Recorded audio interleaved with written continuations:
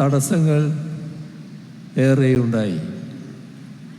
വ്യാജ പ്രചരണങ്ങൾ മുതൽ കേന്ദ്ര സഹായ നിഷേധം വരെ ദുരന്തബാധിതരെ തെറ്റിദ്ധരിപ്പിക്കാനും ചിലർ ശ്രമിച്ചു.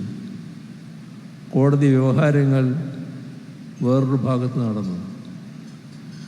ദുരിതാശ്വാസ നിധി എല്ലാവരും സഹകരിക്കുന്നതും സഹായിക്കുന്നതും സ്വയമേവ തയ്യാറായി നിക്ഷേപിക്കുന്നതുമൊക്കെ ആയിട്ടുള്ളതാണ്. പക്ഷേ ആ ദുരിതാശ്വാസ നിധിയിലേക്ക് ചില്ലിക്കാശ് നൽകരുത് എന്ന് പറയാനും ആളുണ്ടായി. അങ്ങനെ എത്രയെത്ര പ്രതിലോമകരമായ ഇടപെടലുകൾ.